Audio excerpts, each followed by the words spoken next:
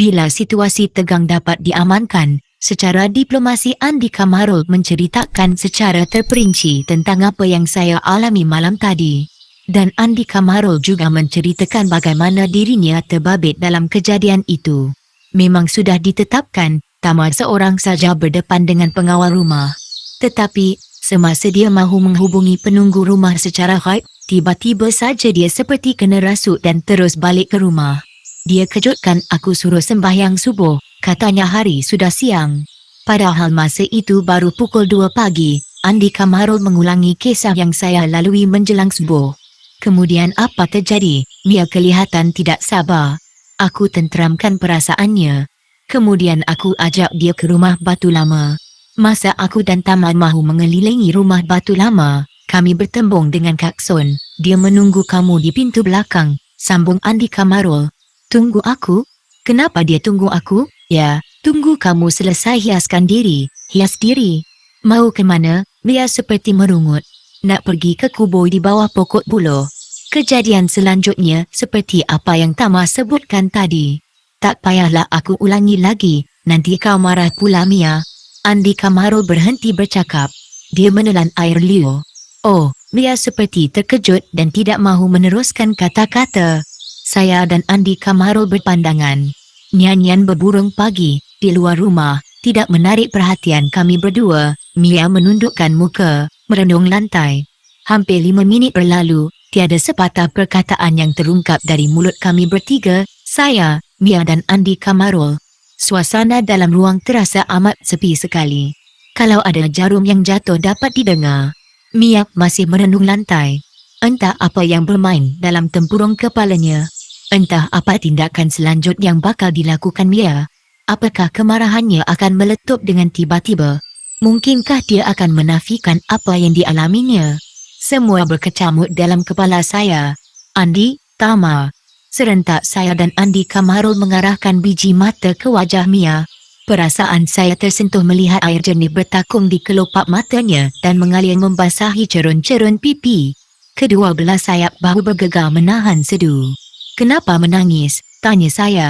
Aku tak buat perkara yang kamu sebutkan tadi, Tama.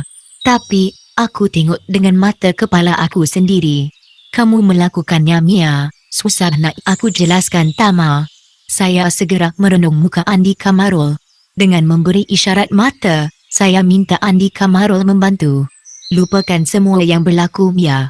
Andi Kamarul cuba menenangkan keadaan. Dengan jari jemari kanan, Mia mengesat air mata yang mengalir lembut di pipinya. Inilah masalah yang aku hadapi. Beberapa orang pekerja pernah melihat aku berjalan malam, sedangkan aku tidak melakukannya. Ada macam-macam cerita yang menakutkan tentang aku. Padahal aku tak buat perkara macam itu. Mia menangis tersedu. Bagi mengatasi situasi tersebut, Andi Kamarul memperlihatkan kematangan dan kesabarannya. Dia berjaya menjalankan peranannya dengan baik sekali, penuh sopan dan kelembutan. Tangisan Mia berjaya dileraikan. Kak Sun tak pernah cerita apa-apa kepada kamu, tanya Andi Kamarul sesudah Mia berjaya mengawal perasaannya. Tak pernah, Mia gelengkan kepala. Sedikit pun dia tak pernah cerita, saya mencelah. Dia cuma kata, Mia tidak meneruskan kata-kata. Saya dan Andi Kamarul tidak mendesak. Kami ambil jalan mudah, kalau Mia meneruskan cerita kami bersyukur. Kalau dia tidak mahu, kami tidak akan memusuhinya. Dia cuma beritahu, pada malam tertentu dia akan membawa aku ke satu tempat. Kami agak terkejut bila Mia bersedia menyambung cerita yang terputus. Perkara begini memang sudah lama dilakukannya, sambung Mia dengan nada suara yang terputus-putus. Bila didesak, dia cuma kata, begini, lupakan saja perkara itu. Aku memang mengharapkan kedatangan kamu berdua supaya dapat mengatasi masalah yang aku hadapi. Mia buka rahsia diri. Haji Basilan tahu hal ini, Andi Kamarul cungkil rahsia. Tak tahu, cuma Kak Sun seorang saja yang tahu. Saya dan Andi Kamarul termenung panjang mendengar cerita Mia itu. Semuanya serba menyulitkan. Kami tidak boleh lagi bernaung di rumah papan. Kami harus berangkat. Semua yang kami buru semakin jauh. Semua usaha yang dilakukan sering berdepan dengan kegagalan. Tetapi, bila kami fikir tentang nasib Mia, Rasanya tidak sampai hati untuk membiarkan dia sendirian menghadapi masalah yang sungguh kusut itu. Begini saja, jangan susah hati, Andika Marot cuba memujuk. Bila kami sampai di Sungai Penuh nanti, semua yang terjadi kami sampaikan kepada Haji Basilam dan Datuk Tama. Barangkali mereka boleh menolong, tapi Mia menelan air liur. Aku tahu, kamu merasa serba salah kerana masalah tu tak pernah kamu ceritakan pada Haji Basilam ayah angkat kamu, tambah Andika Marol. Di luar sinar mentari kian keras, suara nyanyian berburung kian kurang. Tetapi, jeritan ungka di kaki bukit masih kedengaran sekali-sekala. Jadi, kamu berdua nak berangkat petang ni juga. Biji mata Mia silih berganti menatap wajah saya dan Andika Marol. Dia bagaikan mohon simpati dan pertimbangan yang sewajarnya. Ya, serentak kami berdua bersuara. Mia segera menundukkan kepalanya, merenung lantai. Angin pagi yang bertiup agak perlahan, menyentuh kulit pipi saya. Begini saja Andi, Tama. Mia menganggukkan kepala. Sepasang anak matanya yang lembut memanah wajah saya dan Andika Marol. Tentu, ada sesuatu mahu diperkatakannya, fikir saya. Apa dia Mia cakaplah, kata saya sambil menggosok-gosok bibir yang tidak gatal. Andika Marol merenung kosong keluar melalui jendela yang terdedah. Awan gemawan yang lembut, kelihatan bergerak perlahan-lahan. Mia senyum pendek. Wajah saya direnung, mungkin nada suara lembut yang saya angkap sebentar tadi, memberi petanda optimis kepadanya. Begini saja Tama. Kau dan Andi tidur semalam lagi di sini. Pagi esok lepas sembahyang subuh kau orang bertolak. Secara kebetulan pula subuh esok si Mando nak bawa pala, cengkeh dan hasil kebun yang lain ke Sungai Penuh. Kamu berdua boleh tumpang dia, naik lori. Apa pasal kamu beraya ia sungguh menahan kami supaya bermalam semalam di sini? Tanya saya, kamu nak suruh kami cari pengawal rumah batu lama tu Mia. Mia menarik nafas dalam-dalam. Ekornya menjeling tajam ke arah suasana di luar menerusi jendela yang terbuka luas. Aku tidak berniat macam tu. Bila kamu bertolak pagi esok, malam ini boleh aku sediakan nasi lemak atau pulut untuk bekal kamu berdua. Niat kamu baik Mia. Tapi, sulit untuk kami, balas saya. Andika Marol anggukkan kepala. Setuju dengan apa yang saya luahkan. Tidak ada tindak balas dari Mia. Suasana dalam rumah papan lama terasa bungkam sekali. Beberapa saat berlalu begitu saja. Tiada suara, tiada bicara. Tiga insan dengan tiga persoalan yang berlainan. Mia segera saya jeling. Apakah tindakan selanjutnya yang bakal dilakukan? Perlahan-lahan dia membasahkan kedua belah kelopak bibirnya dengan lidah. Dia bagaikan kecewa dengan ungkapan yang saya luahkan. Andika Marol mengusuk-gosok lantai papan dengan telapak tangan kirinya. Saya tak tahu kenapa Andi berbuat demikian. Tetapi, apa yang pasti, dia sedang memikirkan sesuatu. Apa yang sulit tu Tama? Satu kejutan dari Mia. Dia minta sebuah kepastian. Aku fikir perkara itu tak sulit dan menimbulkan masalah. Cuma semalam sahaja, demi kebaikan kamu berdua, sambungnya tanpa memberi peluang untuk saya menindih hujah yang diajukan.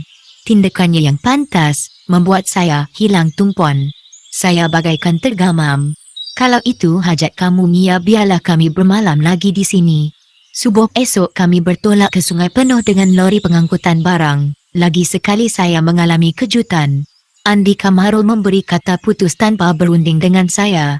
Ini sudah keterlaluan. Saya perlihatkan rasa tidak puas hati dengan menumbuk lantai papan. Mia terperanjat. Jangan mudah naik darah Tama. Andika Marol jegilkan biji mata.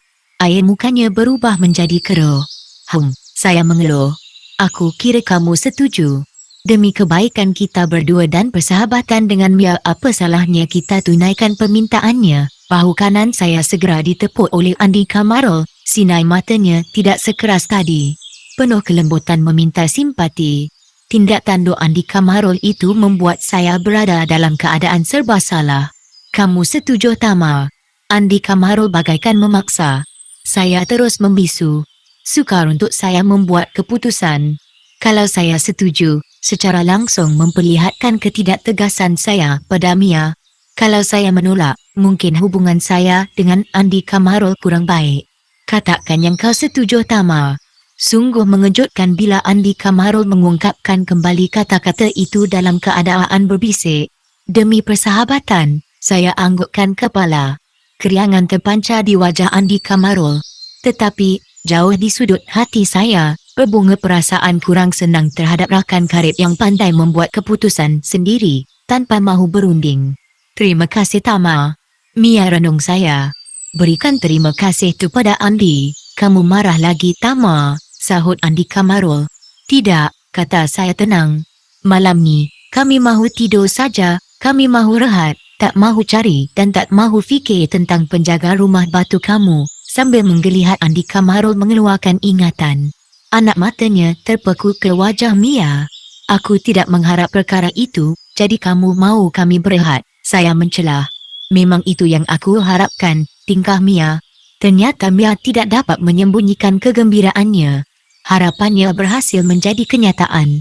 Namun begitu, sebagai manusia hati kecil saya disulami dengan pelbagai persoalan. Macam-macam saya fikirkan. Mungkin bekal yang diucapkan oleh Mia itu mempunyai maksud tertentu. Mungkin budi yang mahu dihulurkan adalah perangkap untuk kami. Mia, lagi sekali anak matanya saya tenung. Kenapa Tama? Kamu ikhlas mengajak kami, ya? Angguk Mia. Saya tidak meneruskan pertanyaan. Dalam senyum, anak matanya yang jernih berada dalam anak mata saya. Saya merasakan ada keikhlasan dan kejujuran dalam kolam mata Mia. Kamu berdua sangsi dengan aku, kenapa kamu cakap macam itu? Sampo Andika Marul gugup.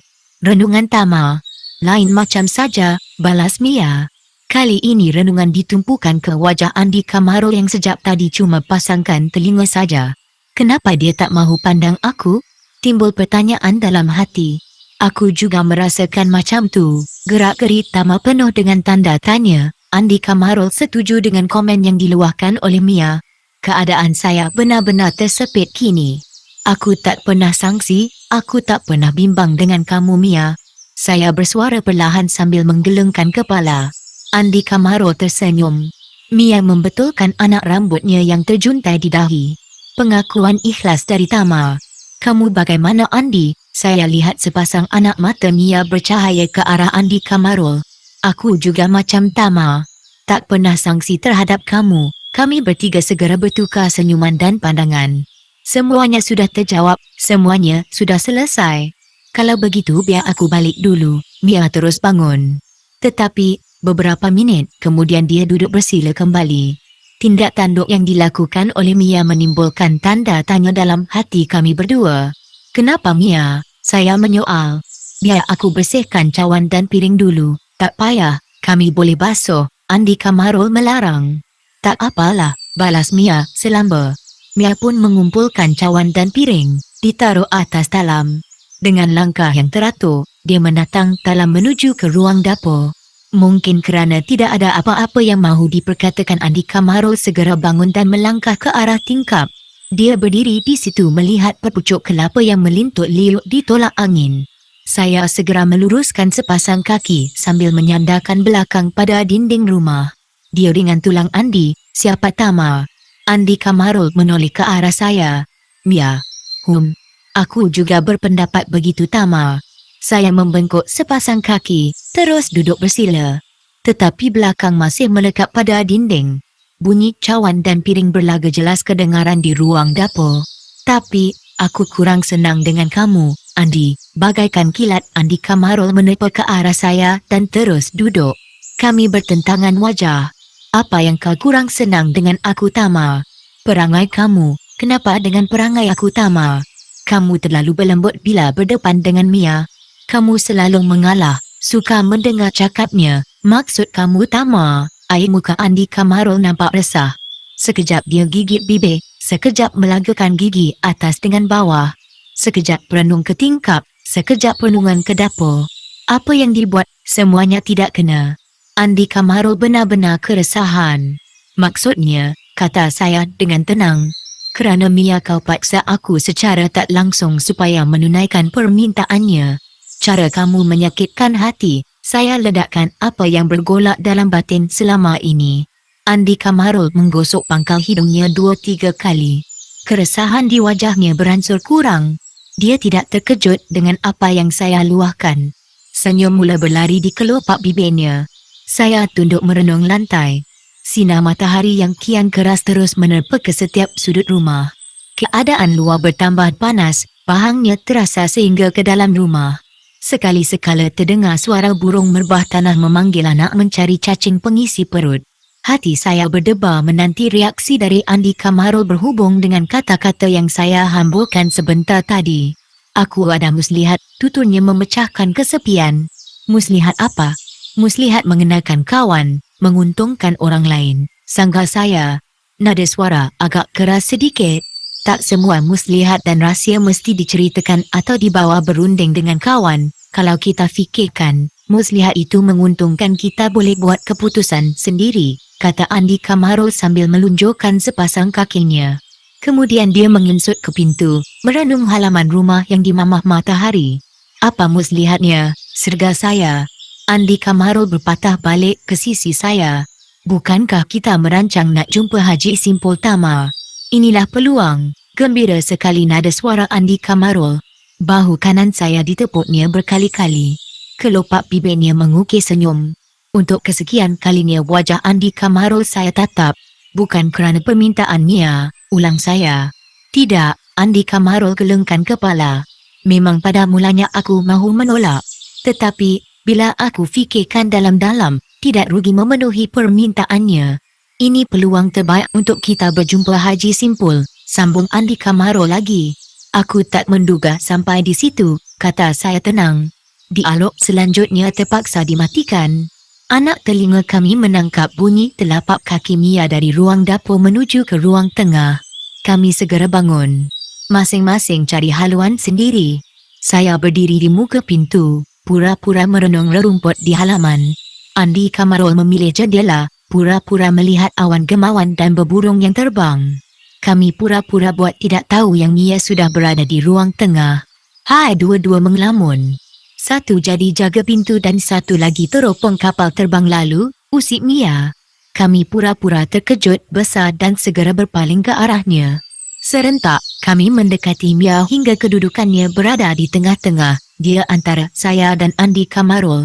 Terima kasih kerana tolong basuhkan cawan dan piring. Andi Kamarul mula bersuara sambil tersengih. Sepatutnya aku yang mengucapkan terima kasih kerana kamu berdua sudi menunaikan permintaan aku. Tengah hari ini makan di rumah aku, tapi kami bersuara serentak. Saya terpaksa mengalah untuk memberi laluan pada Andi Kamarul. Biar dia uruskan, barangkali dia dapat memberikan alasan yang bernas dan logik.